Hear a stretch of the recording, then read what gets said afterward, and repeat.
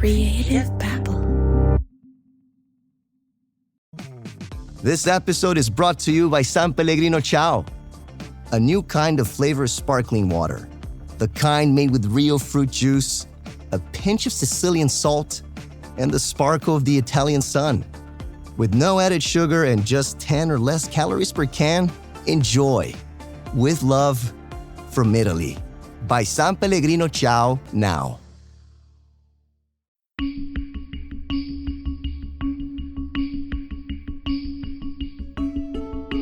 Let's go back to the summer of 2004.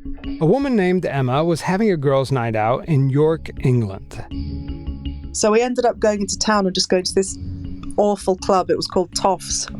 And it was full of some quite odd people. We didn't know. We just went in anyway. And I met him there. And he seemed like a nice guy. The man she met was Jayson Bartlett. He said all the right things. He wasn't good looking, particularly, but it's because of the things he said. It made him more attractive. He was like, oh, I'm a writer. And I was like, oh, wow, that's so cool, you know.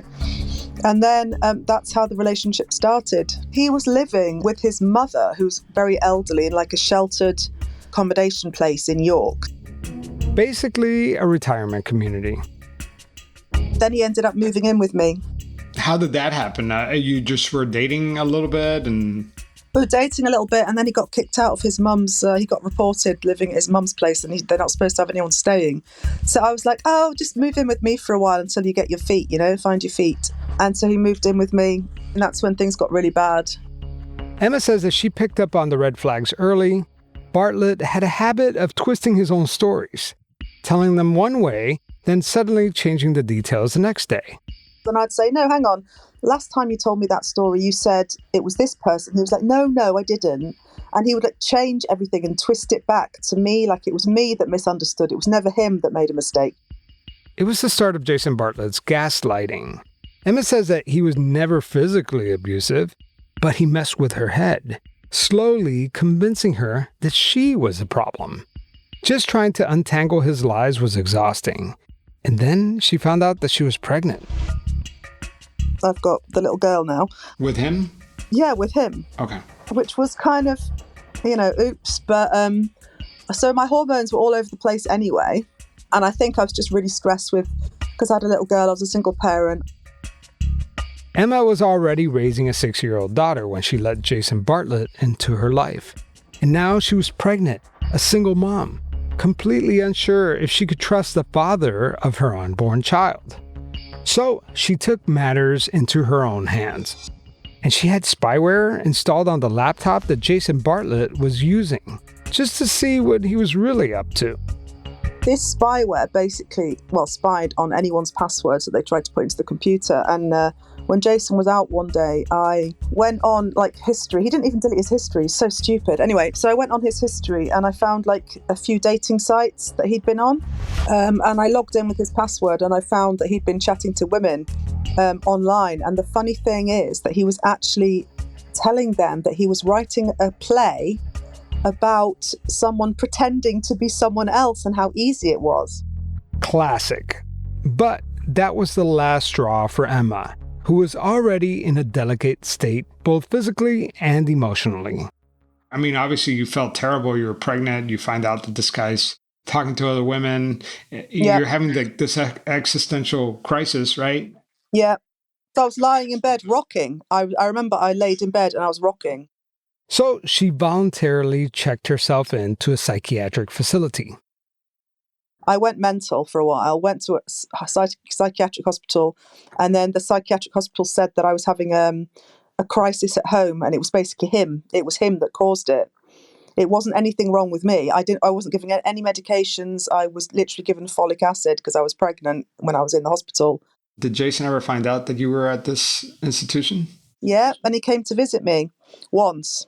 And when he came to visit me, he basically hardly said a word to me. He didn't even say hello. He waited till everyone had gone, didn't even say hello, just sat there looking like he was just feeling sorry for himself.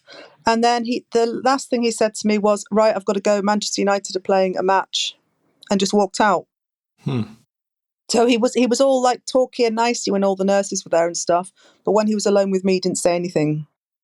That's cold. This isn't a story of a deadbeat dad or a guy who runs away from his responsibilities. No. Today's episode is about a playwright named Jayson Bartlett. At least that's one of his names. I've been following this guy since 2021, watching from afar to see where Jayson Bartlett lands next. I've stitched the story together with stories from several people accusing him of ripping them off. In fact, there was a coworker of mine who brought me the story a few years back, and I haven't been able to stop thinking about it ever since. But along the way, I lost Jayson Bartlett's trail and haven't been able to find him ever since. I'm going to take you back to the beginning of this very complicated timeline I put together. And there are still holes and big question marks left in the story, but I want you to see how Jayson Bartlett goes from kind of a starving artist to a mooch to a bit of a con artist. I'm Javier Leiva, and this is Pretend. Stories about real people pretending to be someone else.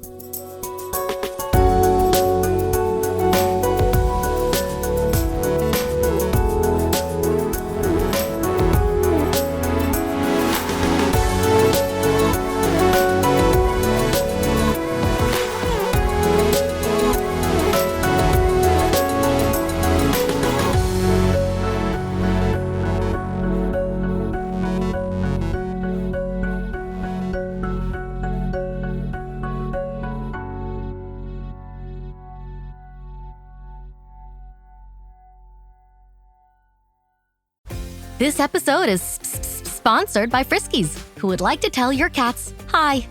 Now, if that didn't get your cat's attention, there is one thing that always does the trick. Just pour some Friskies crunchy food in the bowl and you'll hear those paws come running. Works every time. With so many Friskies choices, you can always bring your cats running from their secret napping spots. There's always more to explore. See for yourself at friskies.com or visit your local store.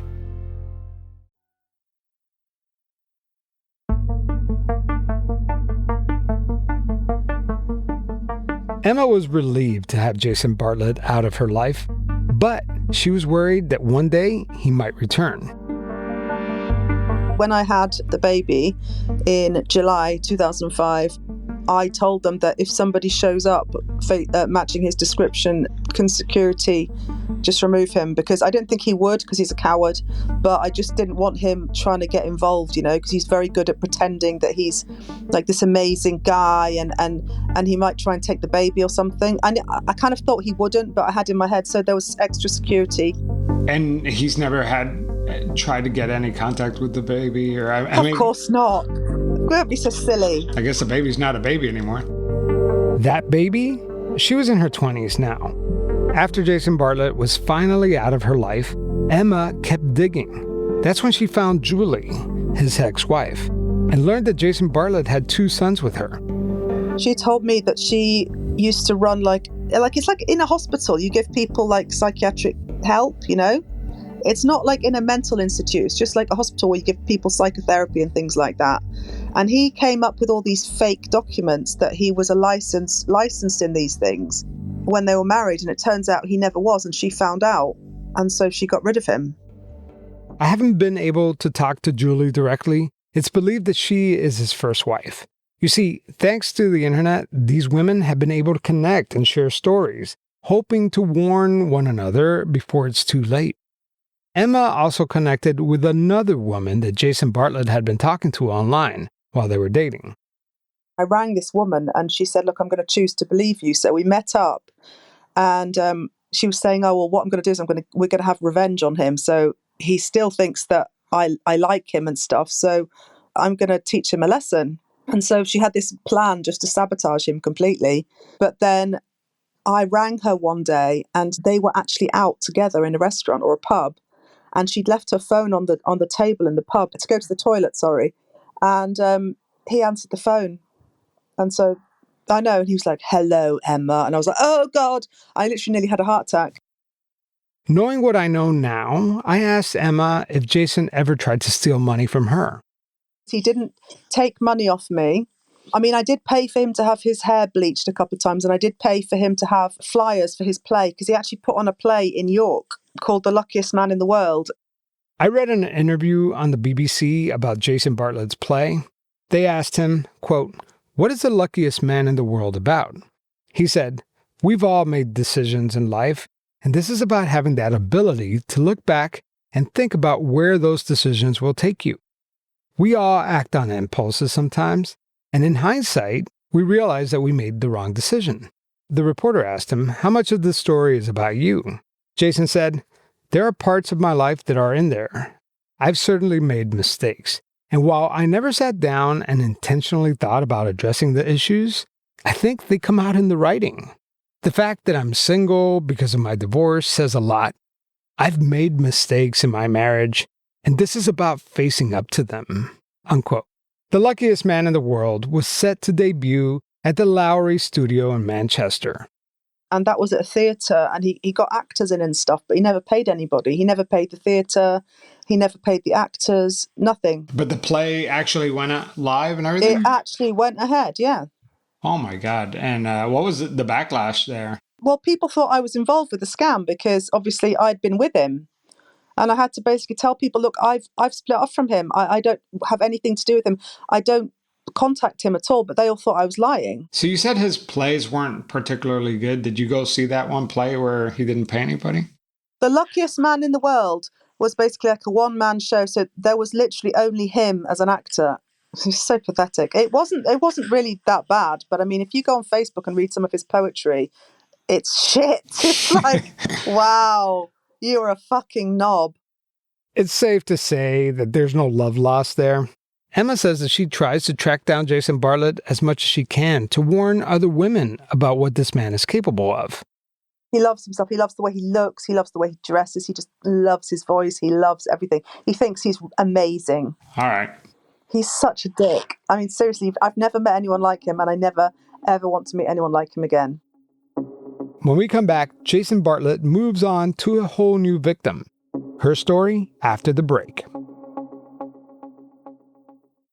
USAA knows dynamic duos can save the day, like superheroes and sidekicks, or auto and home insurance. With USAA, you can bundle your auto and home and save up to 10%. Visit USAA.com/bundle. Bundle savings are off total premium, not available in all states or in all situations. To qualify, auto policy must be active prior to property policy issue, subject to change. Restrictions apply. Membership eligibility and product restrictions apply and are subject to change. USAA means United Services Automobile Association and its affiliates, San Antonio, Texas. In 2007, a few years after Emma ended her relationship with Jayson Bartlett, he moved on to his next target. Her name is? Briany Parsons. Why don't you just start at the beginning? Like, how did you meet him? I met Jayson on a dating site called Plenty of Fish in 2007. So I can't remember exact dates now, it's all a long time ago. But yeah, we started chatting, and then it was my 40th in the August, and I was on holiday with some friends camping, and my friend had invited him along. He turned up. What drew you to him? I mean, because this is online dating, right? So you only have like a headshot and whatever interaction that you have. Like, what was it? Like, describe those early days. He's got the gift of the gab, for sure. It's almost like he reads you and he knows what you want. You know, looking back in hindsight now, it was like everything that you wanted, he gave you. Like he got something out of you when he was talking to you, and he knew what you wanted. If he'd have used it professionally, he could have been extremely good at something. I mean, give me some examples. Like, what was it that he was telling you that you wanted to hear? I mean, I'd been married for a long time. It's quite a mentally abusive relationship. Obviously, I didn't tell those things straight away, but we were sort of chatting. He told me he'd had a son who died quite horrifically. The story he told me, I have a twin sister. She had a baby who died cot death. I don't know. There were just things that we got talking about. He had 2 children. I had 2 children. They were similar ages. We seemed to have the same values when we were speaking, the things that he was saying. And he just seemed like a lovely, lovely guy. Did he tell you he was a playwright? Oh, he was a playwright. He told me to look at websites. He told me that he'd been a drummer with the Jam.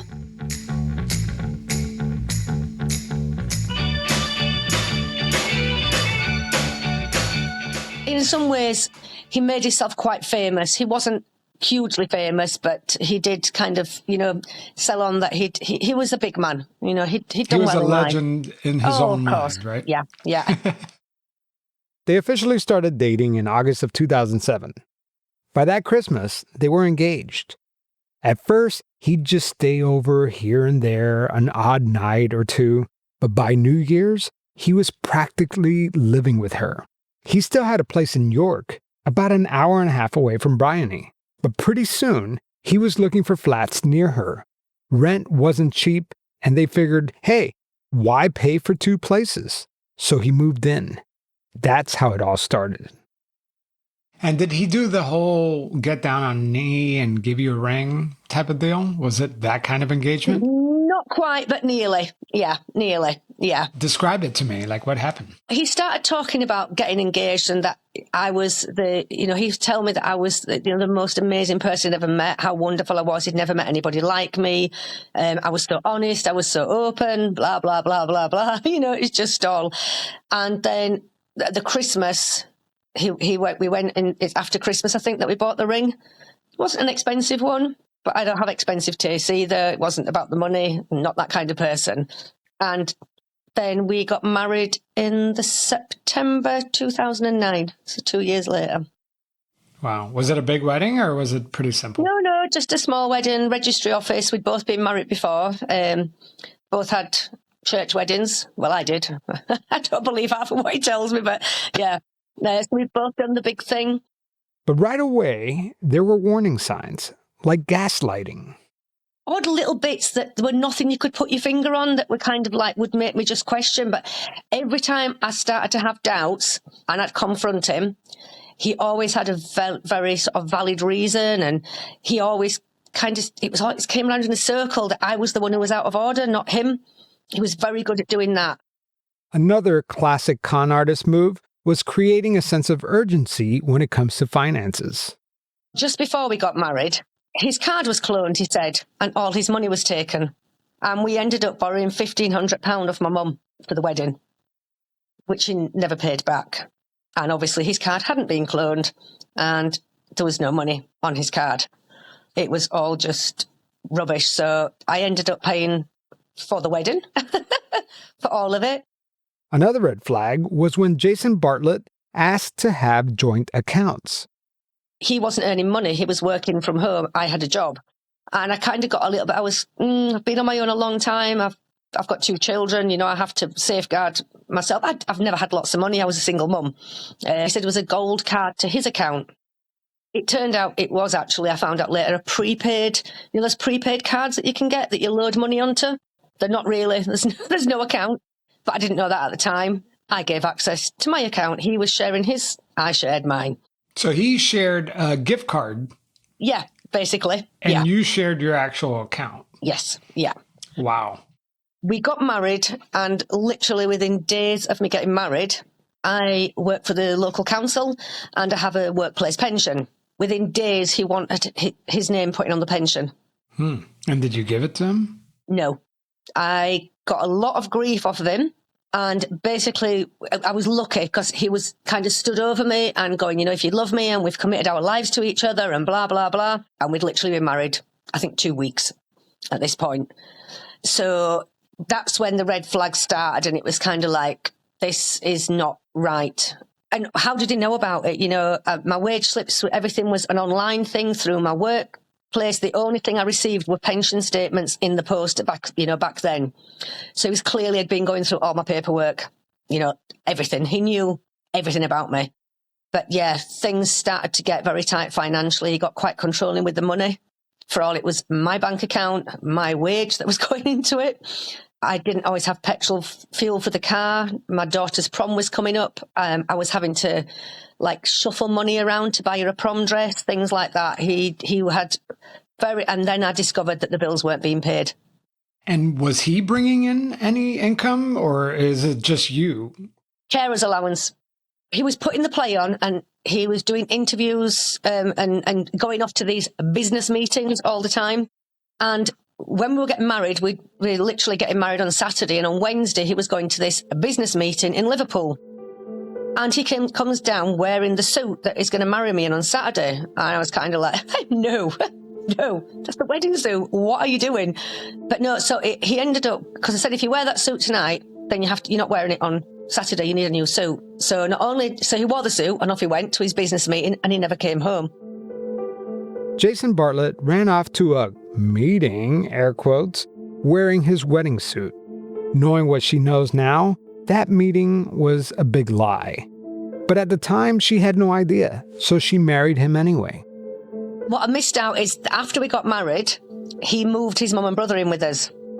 He had a disabled mother and a disabled brother who lived in York, and they travelling to and from. Briany told me that his mom had dementia, and it was getting worse. His brother, though in his late 40s, had a mental capacity of a child. Suddenly, their home became a full-time care facility. So we chatted, we spoke to the children. We kind of thought that's 3 household bills paying. We would be better off all living together. So they moved in literally, I think weeks after, maybe a month or 2 after we got married, they moved in. According to Briany, Jayson's job was to handle the money. She was in charge of everything else. He collected his mother and brother's benefits, even Briany's part-time wages. On paper, he was a caregiver, but in reality, it was Briany holding everything together.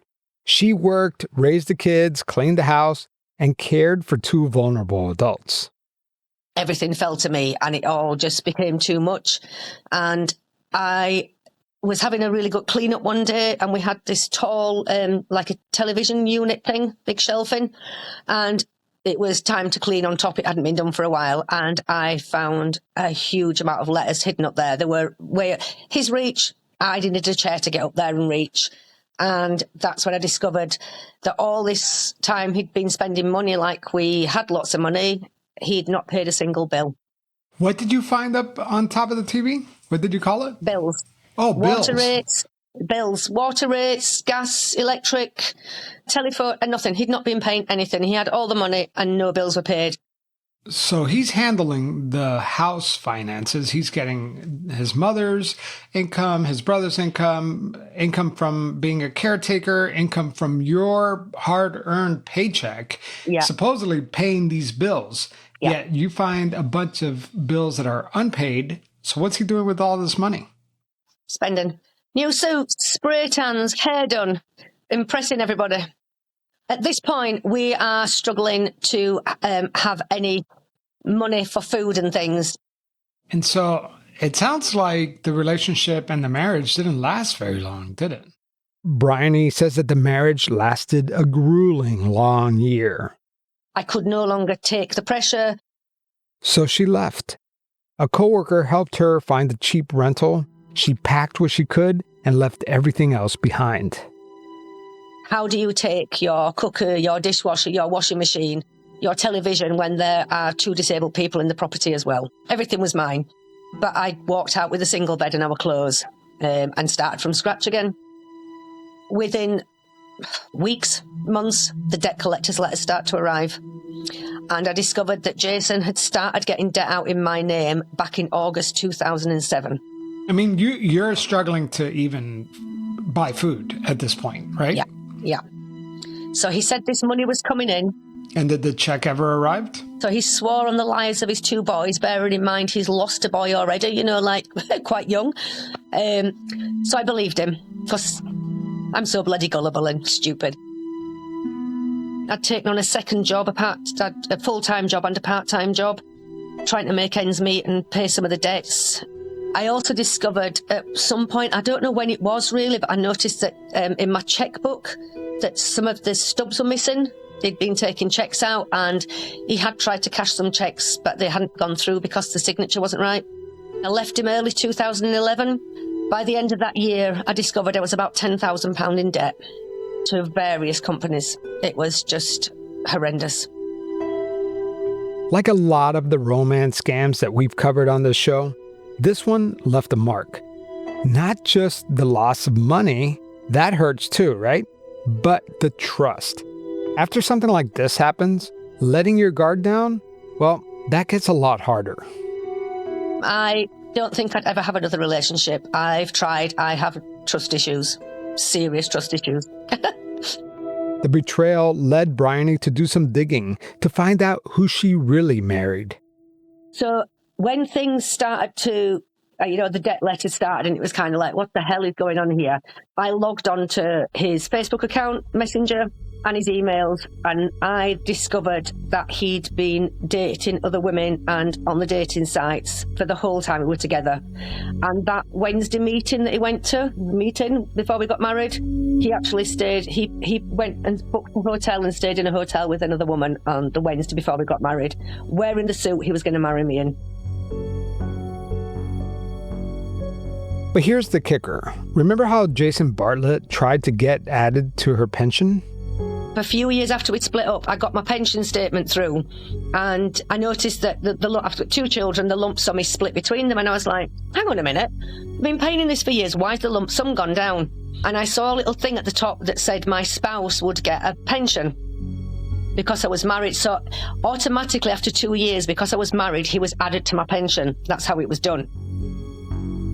When we come back from the break, Jayson Bartlett finds his ticket to the United States, and a new production is underway.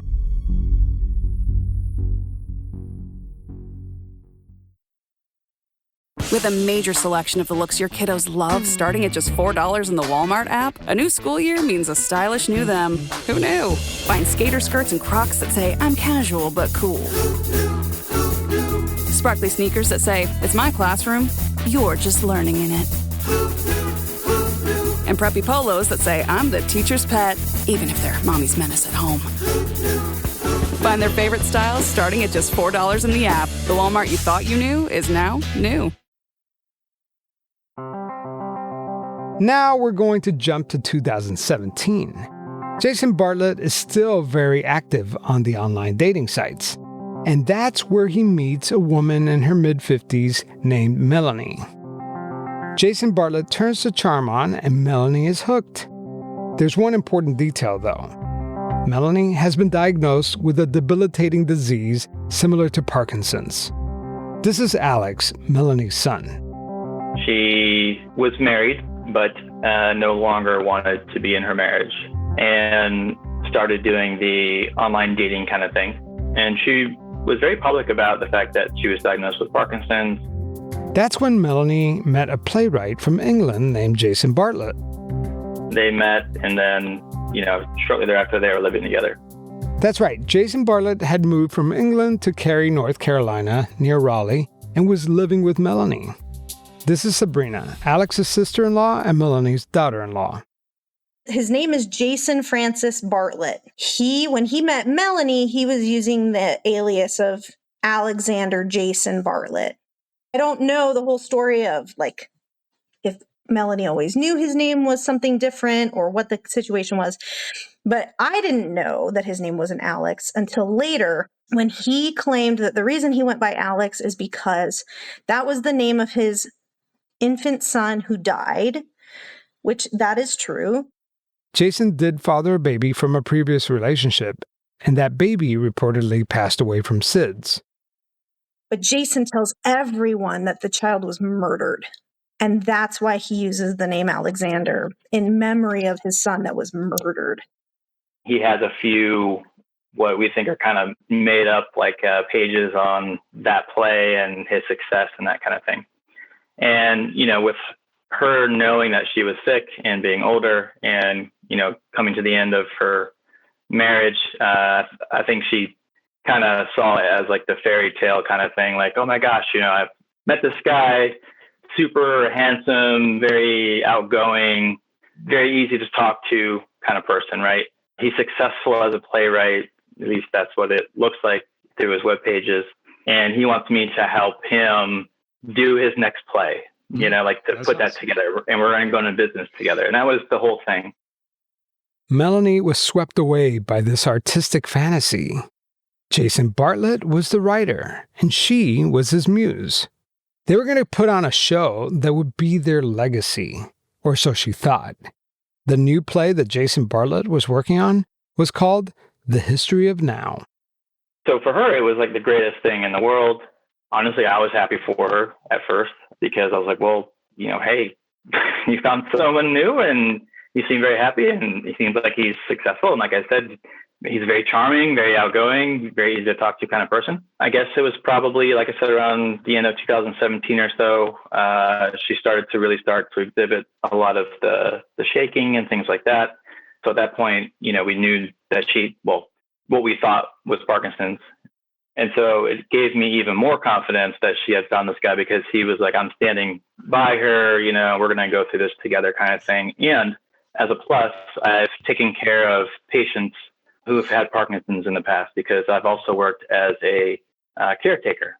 Blessing and, out of nowhere, he knows how to work with people with Parkinson's. He's a writer, she seems very happy.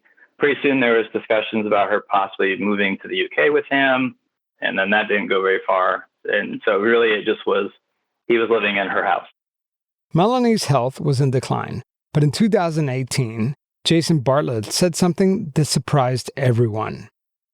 He said that he wanted to marry my mother and asked if I was okay with that, and told me a little bit about his life story, that he had a son that was murdered. His parents were ill, and he helped to take care of them for a long period of time, and they didn't really have anything to go back to the UK, right? Pretty wild story, right? Alex wanted his mom to be happy, but something about Jayson Bartlett never sat right with him. The whole family was asking the same question. Why would a healthy, adventurous man suddenly settle down for someone who clearly didn't have much time left? And on top of that, Jayson Bartlett didn't exactly have a track record of keeping his word. He was supposed to be writing a book for some lady. He never did. He was supposed to be writing story for my grandmother about her childhood, and she paid him, and he never did. He also supposedly was supposed to be putting on this play, and my mother was investing all of her free time and extra money into creating this production company with him. And, it kept being delayed and delayed. And so that was starting to become an issue for me. I'd asked her many times if, she was happy with him and if he's treating her right. And she always would say yes. So I just kind of take her on her word. At the beginning of 2019, Melanie was frail, but still mobile. But by May, June of that year, she was, it was disaster. She did not even look like herself anymore. She couldn't stand up straight anymore. She couldn't really feed herself. Her hands, she couldn't open them anymore. And he was, supposedly a caretaker for people who had these types of diseases. And I don't think he really showed any sign of being somebody who knew what to do with people who had these types of disabilities, diseases. I put faith that this guy was being honest about who he was. What was your mom's financial situation like during this time? She was essentially debt-free. She had all of her life savings, all of her 401k, no bills, her own house, and this guy was living with her there. So she was doing pretty well. I don't know if you mentioned this, but did your mom have a life insurance policy? That's a good question. I assume so, but that gets into the issues with the estate. So I think maybe that's a good segue into where things get crazier. Oh, it sure does. And when we come back from the break, Jayson Bartlett spins more tales and causes more chaos in the life of this family. It's summer. Time to enjoy long days, lazy nights, and great food. Because Uber Eats has deals all summer long. So, when hunger strikes, don't sweat it. Delicious deals are just a tap away on Uber Eats. Enjoy all your favorite grocery items delivered straight to you. Get ice cream, soda, and snacks from your favorite stores like Wegmans and CVS and make the most of every moment. Now that sounds like a good summer. Order now on Uber Eats. Terms apply. Product availability varies by region. See app for details.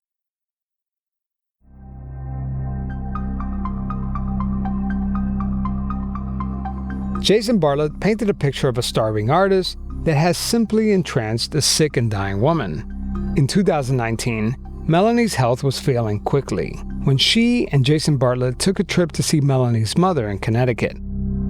while we were up there is when we went to Yale Radiology, and I kind of made them give her a new assessment. They determined that she did not have Parkinson's, she had MSA. Parkinson's is a slow-moving brain disease that mainly affects movement, while MSA hits faster, impacts multiple body systems like balance, blood pressure, and bladder, and doesn't respond well to medications. While we were there, she was still fine. I mean, she couldn't really walk very well, so she had a chair that she would have, and she had a rolling walker that she would use. But, she's still up every day, try to do her hair, her makeup, and, all that stuff. And it was her birthday, so she was generally in high spirits the whole time. I came back right after her birthday. I want to say like October 2nd or 3rd. And then a week later, she was dead. Melanie was gone, but the family wouldn't learn about her death for hours. This is Alex's wife, Tara. He just showed up out of the blue and, very somber, said that she had passed. And she passed around 1-something in the afternoon, from what I understand. And then it was between 7 and 9. I can't remember off the top of my head, but it was hours later that he showed up, and he didn't call us. He couldn't be in the house when he called the cops in Cary and they came to investigate. They had him stand outside of the house while they were looking around. And there's just no reason that he couldn't have, hey, your mom, I have some really bad news. I mean, it was just hours and hours later. Did he have power of attorney over her? Or? That's the interesting thing. So after she passed, we had to do the reading of the will. And when we did the reading of the wills, he was granted executorship of her estate. Sole executorship. Yep. Even though they were not married, right? Even though they were not married. And he was given a higher percentage of the estate's funds than my brothers and I. He was assigned executorship on November. It was the day of Melanie's funeral. He didn't go to the funeral. He went to the court to get named as executor. I think at that point, I was like, something's really wrong here. Melanie's family ended up taking the fight to court, trying to have Jayson Bartlett removed as executor and have the estate property distributed to her loved ones. Meanwhile, Alex and his wife, Tara, were getting ready for a Thanksgiving trip to Connecticut to visit his grandmother, Melanie's mother. The same house where, get this, Jayson Bartlett was now living in. And then I talked to her again at the beginning of November. It's about every 2 weeks or so that I'm talking with her on the phone. And she said that we'd come, but that he was there. And I don't know, it was like this chill went up my spine. Yeah. I was kind of like, what do you mean? And she said that when the house sold, because she was able to foreclose on it, that she reached out to him, and he told her that he was homeless and sleeping on a bench. Yeah. And she was like, well, nobody should be homeless. Why don't you come stay here? That's right. After his mother died, Alex finds out that the man who was living with his mother, who took over her estate, who was the only one there when she passed, was now living with his grandmother. And while he's in Connecticut, he starts his next scheme. Jayson comes back in the room and slams the door shut. And he very quietly says, I don't need friends. I'm not here to have friends. I'm here to put on a performance. He whips out his wallet and throws it on the table and says, I have nothing left because of this production. This production has eaten me up. He just posted an audition for something that sounded really interesting. It was a play called History of Now. It was exploring the Holocaust, and he said it was really significant to him, and his wife's dying wish that he produced this lifelong passion of his.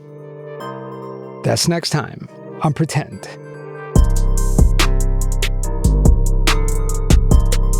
Today's episode was written and produced by me, Javier Leiva, and Mackenzie Ames. It was also edited by the talented Puneeth Shenoy, which, by the way, I've been pronouncing Puneeth's name wrong this entire time, and he has failed to tell me that, and we've been working together for years. So it's Puneeth Shenoy with the Podcast Pundits. If you have a podcast and you need an awesome kick-ass editor, Puneeth Shenoy is an amazing editor.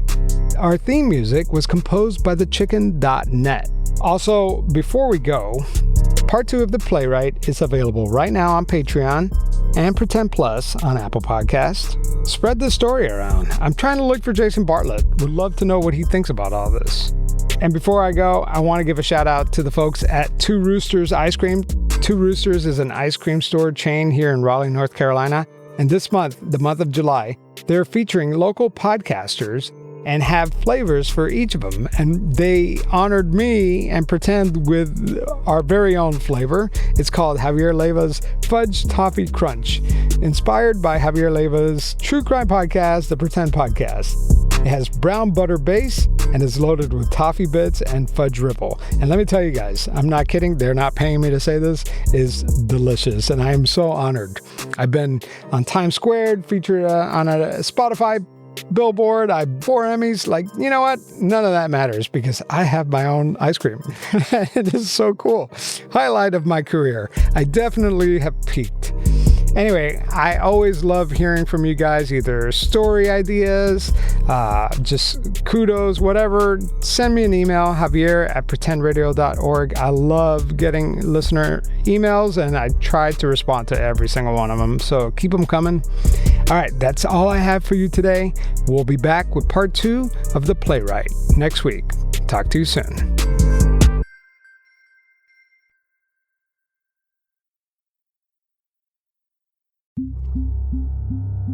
Creative back.